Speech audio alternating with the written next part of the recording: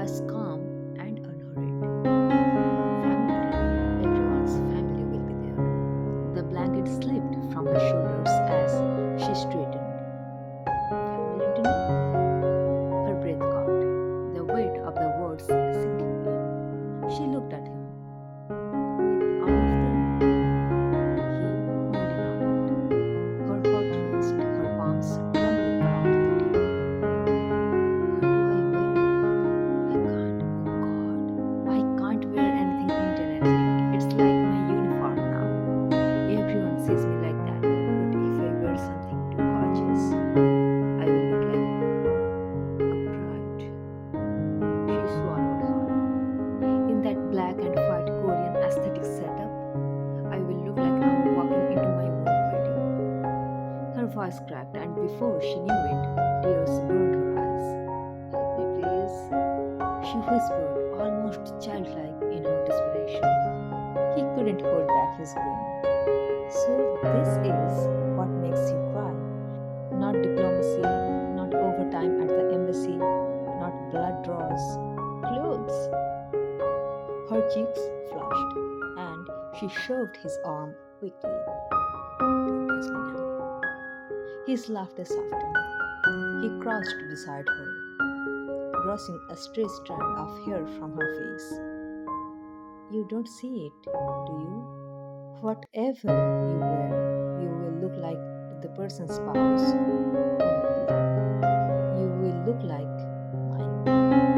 She almost froze at the quiet possessiveness in his voice, but she bit her lip, unable to argue against the storm in her own heart. The next morning, at the embassy, she snapped back into her steel shelf. Work flooded in, her voice crisp, movements sharp, but he was still there, lounging with that maddening calm expression, watching her as if he had all the time in the world. By midday, she cornered him in her office, her patience spent. Listen, she said firmly, pointing at him with her finger. You are responsible for my outfit, proper Korean family dinner. No Indian ethnic, just perfectly balanced. His brows arched, amused at her tone.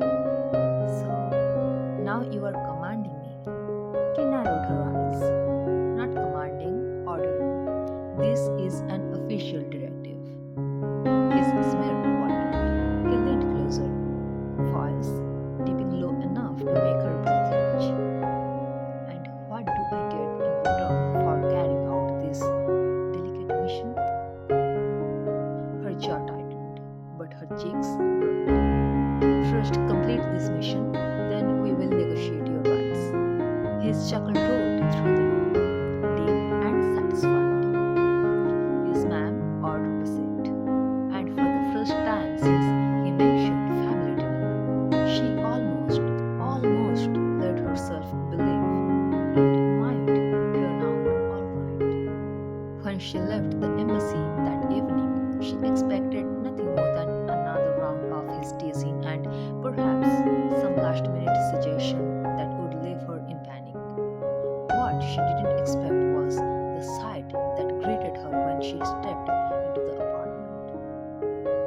The living room was transformed into a private showroom. Four mannequins stood by the windows, each draped in an outfit that shimmered under the warm light. Beside them, velvet boxes lay open, glinting with carefully matched accessories. She froze, wide-eyed. What is all this? He emerged from the kitchen, sleeves rolled up, hair pushed back carelessly, as though this wasn't the most extravagant effort anyone had ever made for her. His smile was slow, deliberate. You gave me your first order. Do you think I would take it lightly? She blinked, still processing, still overwhelmed. But this, her hand hovered above the fabric of her gown, silken and impossibly soft. These aren't ordinary. He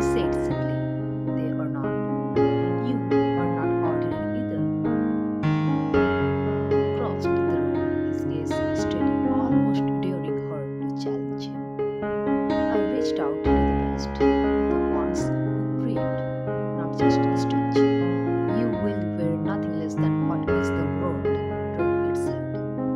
His tone was both casual and unshakably serious, like he was stating a fact, not offering an option. She swallowed hard, her throat dry.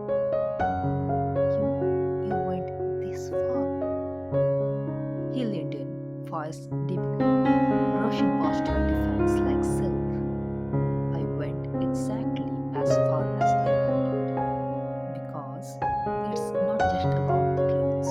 Tonight I get to do what I have wanted to do for longer than you can imagine. Represent you. Not just to my musical brothers, not just to my younger siblings, to my family, to my mother, my father. Her lips parted, but no words came. A shiver ran through her spine, not of fear, but of realization. He wasn't playing anymore. He guided her gently to the first mannequin. Here, he said, lifting the fabric with reverence. A midnight blue handbag-inspired dress, structured yet flowing, graceful but with the power of a queen. At the second, an ivory sheath.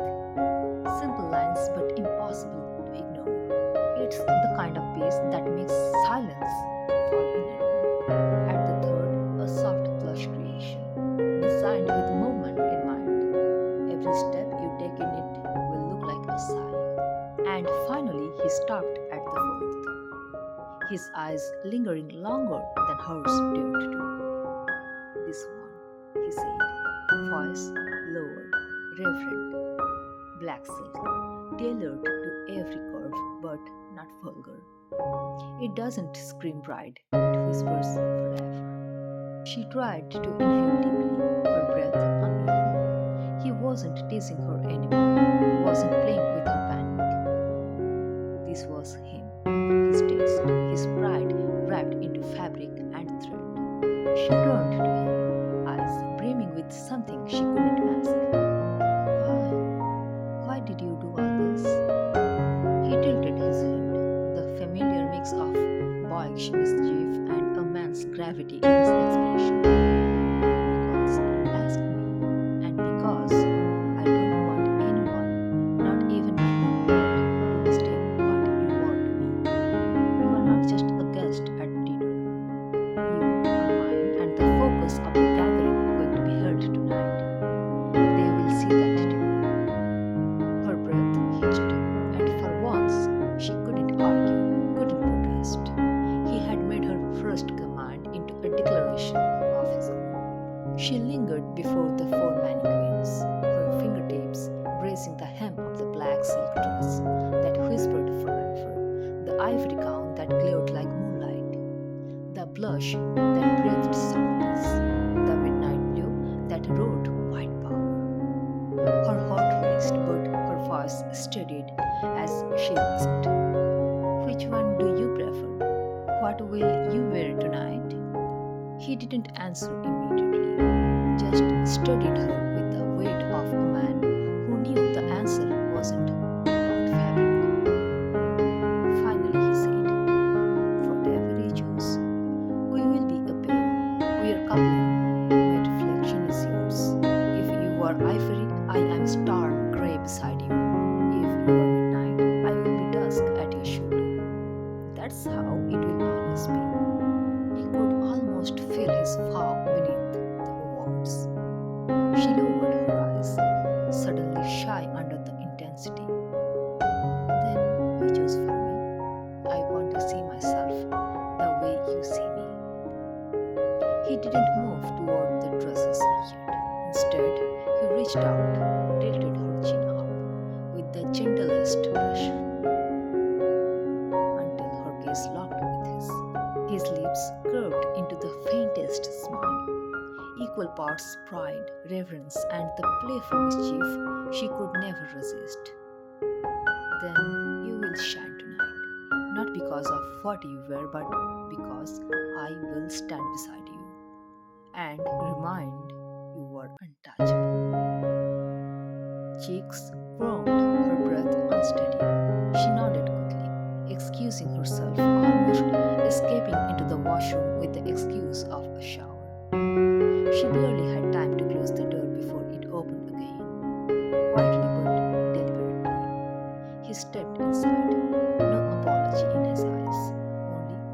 destination. What are you doing? She whispered.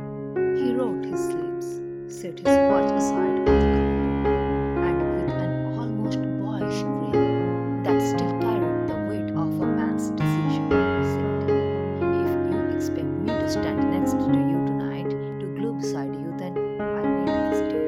The glow isn't just yours, it's ours. He almost skipped a beat. He wasn't there to steal her space, but to share it, like he always did, in every shadow of her fear and every burst of her light. The water cascaded, steam curling around them as he jarred her.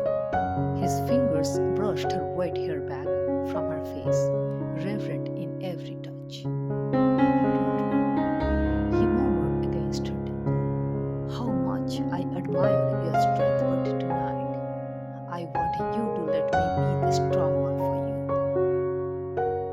Her hands trembled as they found his chest, steady and solid, yet warm in a way that unraveled her composure.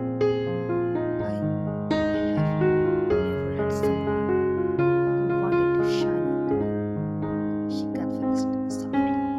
Eyes misted, pulled her closer, the water running like silk over their skin, sealing the moment in intimacy deeper than desire. Then let me be the first. I will make sure to be the last. In that small, steamy space, respect wrapped itself around passion. Tenderness folded into the sensual, and what could have been playful became something sacred. The water had already warmed the space into a cocoon of steam, blurring the world beyond the glass. She leaned against the tiled wall, cheeks burning from more than the heat when he stepped closer. His fingers traced the curve of her jaw, following the droplets that slid down her neck, pausing just at her collarbone. You don't know what you do to me, he whispered, his breath hotter than the shower's mist. Her hands hesitated against his chest, but the moment his lips pressed to the hollow of her throat, all hesitation dissolved. She gasped softly, walking into his touch as he pulled her closer, their bodies slick and weightless under the rush of water. Everything he placed on her skin felt less like possession and more like worship, slow, deliberate, unhurried, as if he was savoring not just her body but her trust. Her lashes fluttered closed as his mouth found hers, wet and tender, both urgent and careful.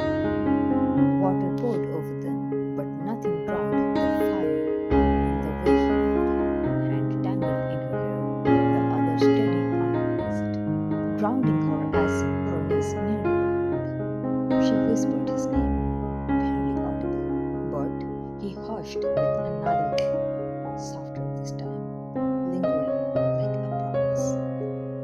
When the world outside the shower seized the matter, he drew back, studying her flushed face, droplets clinging to her lashes.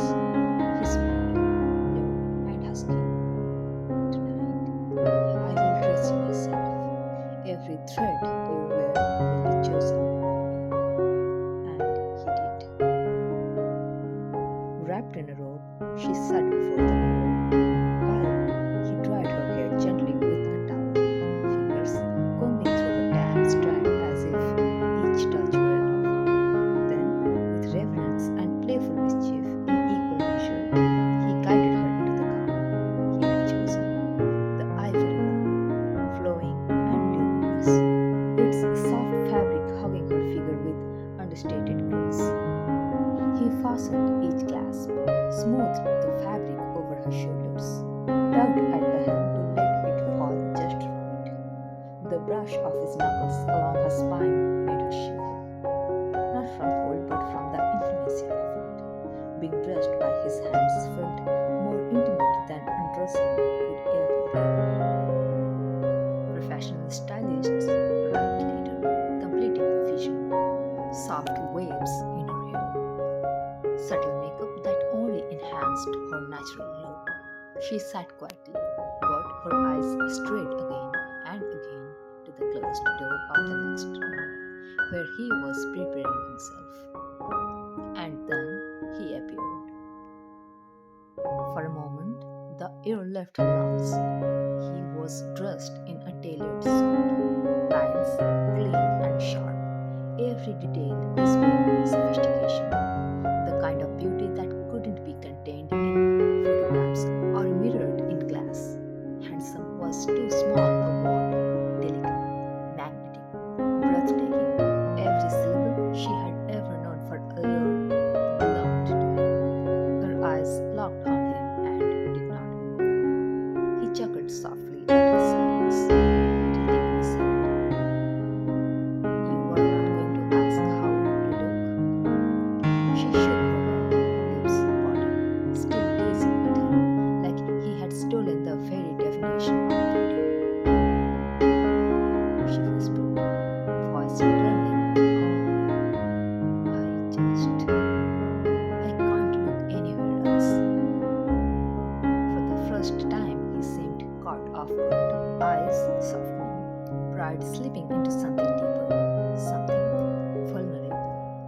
She stepped closer, fingertips brushing the edge of his jacket, as though assuring herself he was real.